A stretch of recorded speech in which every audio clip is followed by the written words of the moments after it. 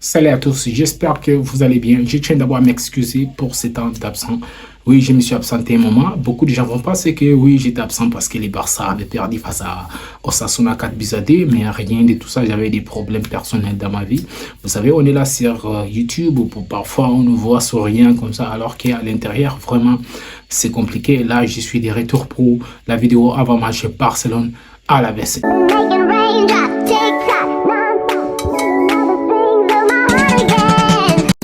Vous êtes sur la chaîne Soccer Time avec Adams. Aujourd'hui, vidéo avant-match Barcelone Alaves, ou plutôt Alaves Barcelone. Et match qui semble être un match piège. Pour moi, c'est un match piège parce que je vois Alaves jouer à domicile. À domicile, Alaves, c'est une équipe joueuse, hein? C'est une équipe qui pose des buts, qui joue un football très dur. On les a vus même face au Real Madrid. Ils ont rendu la vie dure au Real Madrid, bien sûr. Il avait 3-0, mais vers la fin du match, ils ont failli revenir. Real Madrid a passé ça de faire match nul avec Alaves alors qu'ils étaient à Bernabéu. Donc Alaves, cette saison, depuis même la saison passée, je trouve qu'Alaves, c'est une équipe qui joue au football. C'est une équipe vraiment pas comme les autres équipes de la Liga. C'est une équipe qui propose vraiment quelque chose. S'il faut poser les buts, ils le font bien. S'il faut attaquer aussi, ils le font très bien. Donc Alaves, c'est une équipe à ne pas du tout sous-estimer. Au passage aussi, je vais essayer de parler de ce qui s'est passé depuis la semaine passée, les matchs face à Osasuna et même face à Young Boys, des matchs que je n'ai pas débriefés. Comme je vous ai dit, j'ai quand même quelques soucis dans ma vie. Tout n'est pas rose dans ma vie, donc raison pour laquelle je n'ai pas fait de vidéos récemment. On va essayer un peu de parler des matchs précédents, vu que ce sont des matchs qui n'ont pas été débriefés. Je ne vais pas les débriefer, mais je vais parler de quelques détails. Et puis on enchaîne avec l'avant-match face à Alaves. Donc tout d'abord, on avait joué face à Osasuna, un match qui était très compliqué. On a vu qu'Hansi Flick a voulu sacrifier ces matchs. On va dire sacrifice parce que je n'ai pas compris avec l'équipe très jeune sur le terrain, les Sergi Dominguez et les Gérard Martin. Franchement, Gérard Martin, je ne vois pas ce qu'il fait là. En fait, le mec n'a pas le niveau de jouer au Barça tout simplement. Gérard Martin et Sergi Dominguez pour le moment, je ne sais pas, peut-être après ils vont reprendre, mais pour le moment, ces deux-là, ils n'ont pas le niveau de jouer au Barça. Franchement, c'est très compliqué. Et on a vu face à Osasuna, on a pris quand même 4 buts face à Osasuna.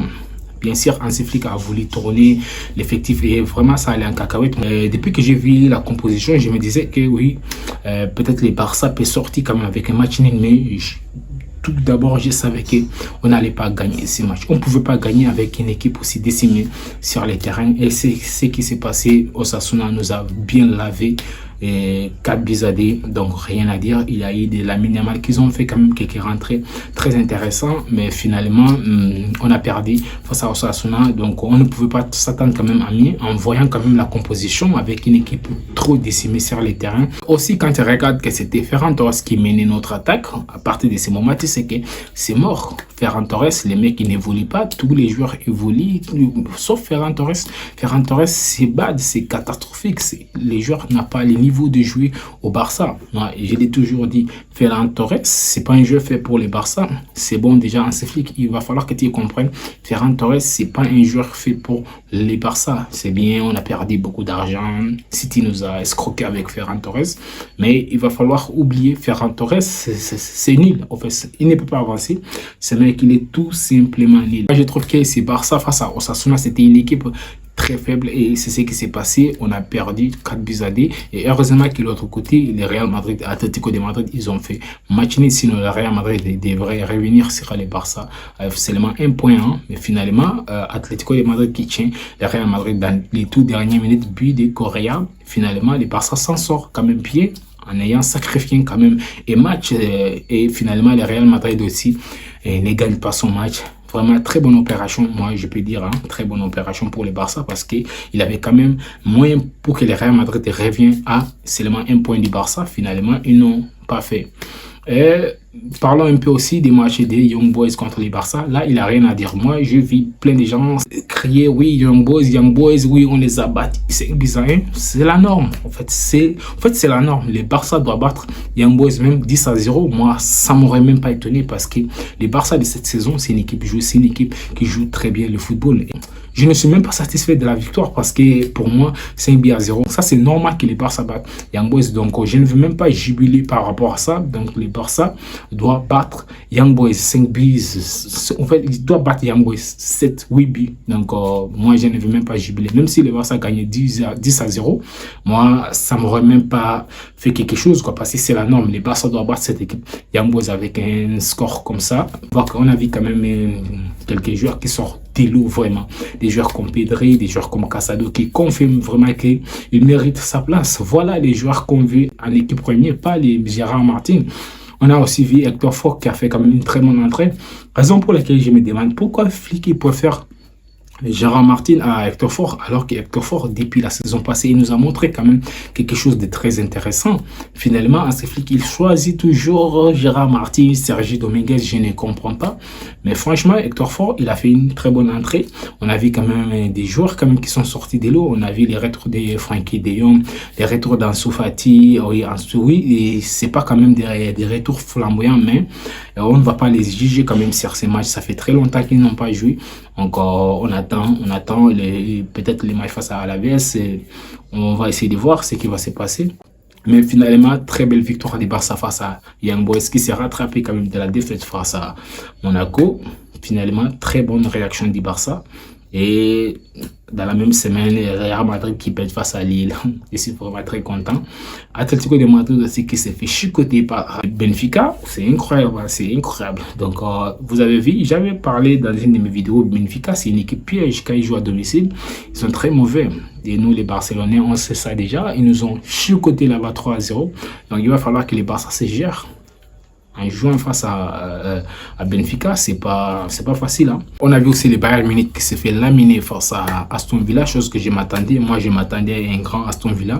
Et finalement, Aston Villa a répondu présent parce que Aston Villa, tout ce qui regarde la Premier League, c'est qu'Aston Villa, c'est pas une équipe à sous-estimer.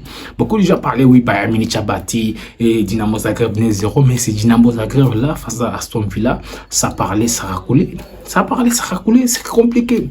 Aston Villa à domicile, c'est une équipe injouable. Ils sont injouables. Ils ont un très bon gardien, d'ailleurs, qui a fait un très grand match face au Bayern Munich. Hein. Donc, dans cette Ligue des Champions, tout est possible. Hein. On voit les classements, quand ils regardent, tous ceux qui sont devant, il n'y a que les petites équipes, des Dortmund, des Bayer Leverkusen, des Brest. Wow, c'est incroyable. Maintenant, parlons de cet avant-match Barcelone-Alaves, ou plutôt même Alaves-Barcelone. Alaves, c'est une équipe assez coriace. Je pense que si je ne dis pas de bêtises, ils ont placé 11e du championnat avec 10 points, si je ne me trompe pas. Ils ont gagné quelques matchs, ils ont perdu aussi quelques matchs.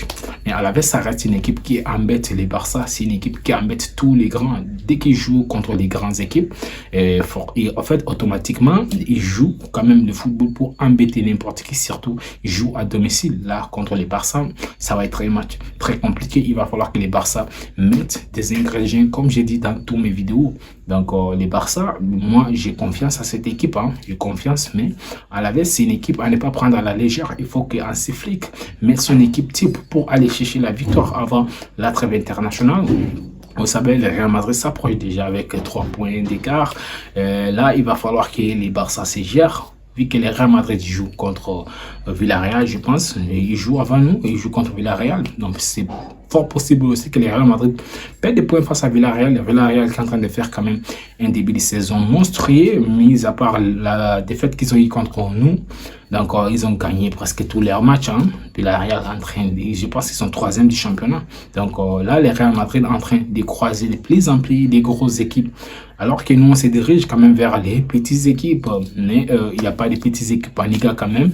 Vu qu'on a perdu quand même 4 buts à 2 face à Osasuna. Donc, il va falloir que Hansi Flick se gère. Il va falloir que Hansi Flick arrête de sous-estimer certaines équipes en Liga. Parce que j'ai eu l'impression que Hansi Flick n'a pas respecté du tout Osasuna en mettant cette équipe quand même trop décimée sur les terrains. Je me suis dit qu'Hansi Flick n'a pas respecté cette équipe d'Osasuna et vraiment il a payé cash. Donc il va falloir prendre toutes les équipes au sérieux. Comprendre que c'est la Liga, c'est l'une des championnats les plus compliqués. Donc il va falloir se gérer, mettre tous les 11 titulaires. Il va falloir mettre une composition assez solide justement pour aller chercher le maximum de points avant la trêve internationale. Vous savez, au retour de la trêve internationale, on a des très gros matchs. Vu qu'on va jouer, je pense, oui, au premier match, on jouera contre Séville. Et après ça, Bayern Munich, une équipe qui est blessée, hein, ils l'ont blessé. Ouais, Bayern-Barça, ça va être très compliqué, hein, mais je crois mon équipe. Si on récupère, par exemple, des Young, des Dani Olmo, tous ces joueurs-là, face au Bayern, je pense qu'on peut créer quand même la surprise cette saison. Et aussi face au Real Madrid, après Bayern Munich, 3 jours après, on joue contre les Merengues. Oui, moi, le Real Madrid ne m'impressionne pas du tout depuis le début de la saison. Mais il va falloir se gérer d'abord avant d'aller en trêve internationale. Et dans ma composition, j'aimerais voir au poste des gardiens, bien sûr, j'aimerais voir Iñaki Peña. Pour le moment, il y a un nouveau gardien qui est venu, Chesney. Mais pour le moment, je ne pense pas s'il est prêt encore à jouer des matchs. Pour le moment, il n'y a pas d'alerte. Il va falloir mettre Iñaki Peña. Il faut compter d'abord sur Iñaki Peña au fur et à mesure. On va essayer de voir.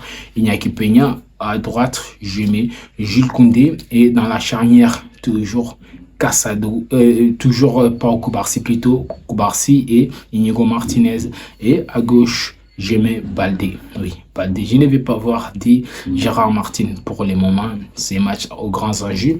Et en double pivot, Pedri, Casado.